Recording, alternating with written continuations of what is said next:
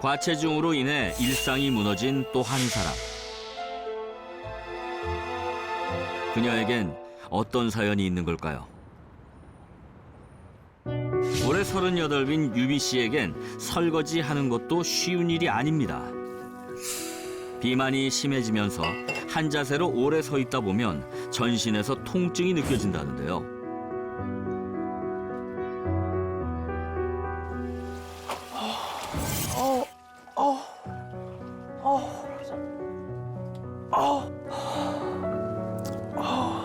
살이 찌고 나서부터는 뒷목 있잖아요. 이게 계속 뻐끔거리고 팔뚝이 워낙 살이 많으니까 이렇게 팔로 움직이는 것도 너무 힘들고 허리에도 살이 많다 보니까 이렇게 서 있을 때도 너무 무겁고 너무 전체적으로 너무 다 힘듭니다.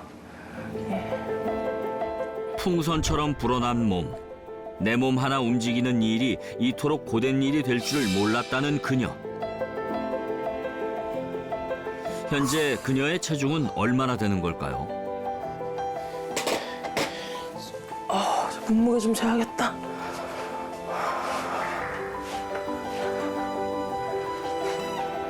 무려 142kg. 초고도 비만에 해당됩니다. 키가 172였었어요. 그리고 몸무게도 이제 표준 체중이 64kg이었고, 그리고 그 뒤에도 10년 동안은 아무리 그냥 뭐 먹어도 몸무게 계속 64kg 계속 유지를 하고 그랬었는데, 비만과는 거리가 멀었던 학창 시절. 지금과는 완전히 다른 모습인데요. 하지만 한 번 살이 찌기 시작하자 악순환이 시작되었다고 합니다.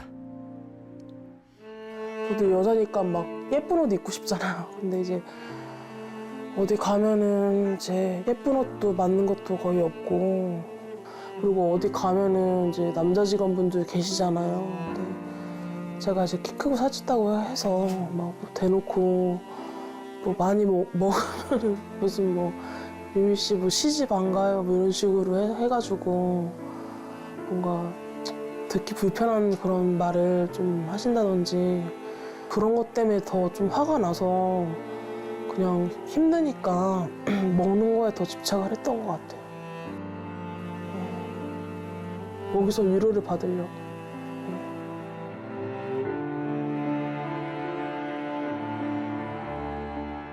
스트레스 해소 방법으로 폭식을 선택했던 그녀. 후회와 자책이 밀려와도 그때뿐 도저히 멈출 수가 없었다고 합니다. 칼로리 밸런스 이런 거 있잖아요. 그런 걸로 해서 먹고 아니면은 샐러드 같은 거 있잖아요. 그런 거 해서 먹기도 하고 그랬었어요. 다이어트를 위한 노력이 없었던 건 아닙니다. 내가 진짜 안 해본 다이어트 정말 없는데 난 왜 이럴까 막 이런 거에 대한 자괴감 같은 것도 좀 있고. 체중 관리에 도움이 되는 약도 꾸준히 먹고 있지만 좀처럼 체중이 줄지 않습니다. 살이 찌고 자존감이 떨어지면서 외출조차 두려워진 그녀. 이런 마음을 누구에게 털어놓을 수 있을까요?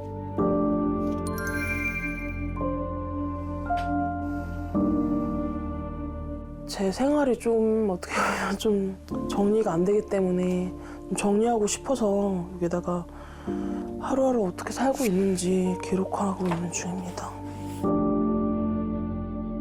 누구보다 열심히 살아가고 싶었던 유미 씨의 마음이 고스란히 담겨 있습니다. 비만으로 상처받은 마음을 극복하고 새롭게 시작하고 싶다는 그녀.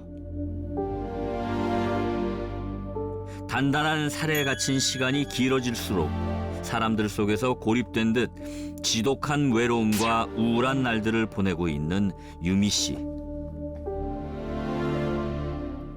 왜 나는 이렇게 계속 그냥 이렇게 외롭게 그냥 살아야 되나. 평범하게 대인관계 맺고 평범하게 좀 다 사는데 전 솔직히 누가 제 손 좀 잡아줬으면 좋겠다는 생각도 많이 하고 전 너무 제 자신이 너무 한심한 것 같아요. 그녀에겐 다이어트란 끝이 보이지 않는 어두운 터널 같습니다. 그날 오후 유미 씨가 병원을 찾았는데요. 비만으로 인한 우울증이 심해지지 않도록 주기적으로 심리 상담을 받는다고 합니다. 우울감이 심해지면 일상생활에서 활력과 동기부여가 떨어지기 때문인데요. 먼저 심리 검사를 통해 정신건강 상태를 확인하고 이내 속마음을 털어놓습니다. 내가 진짜 안 해본 다이어트 정말 없는데 난 왜 이럴까 막 이런 거에 대한 그런 화 있잖아요. 약간 왜 난 이렇게 태어났지 약간 그런 거에 대한 자괴감 같은 것도 좀 있고 그래서 좀 지치더라고요. 이거를 이제 사람인지라 그래서. 유미 씨는 어떤 상태인 걸까요? 이 환자분의 경우에는 비만으로 인한 스트레스로 인해 대인 깊이 사회적인 격리를 경험하고 있는데요. 이렇게 되면 우울감이 점점 더 커지고 이런 현상이 지속되면 우리 몸속 호르몬의 불균형까지 초래할 수 있습니다. 우울증 환자의 경우 생각이나 감정을 담당하는 뇌 기능이 떨어지는 걸로 나타난다고 하는데요. 흔히 의지 부족으로 살이 찐다고 생각하지만 고질적인 문제는 뇌에서 발생한다고 합니다. 일반적으로 행복 호르몬이라고 불리는 세로토닌의 저하가 나타나게 되는데요. 이런 세로토닌의 저하는 우리 몸에서 호르몬의 불균형을 발생시키게 됩니다. 스트레스 호르몬의 증가라던가 식욕 호르몬인 렙틴의 감소 등 호르몬의 불균형이 찾아오는데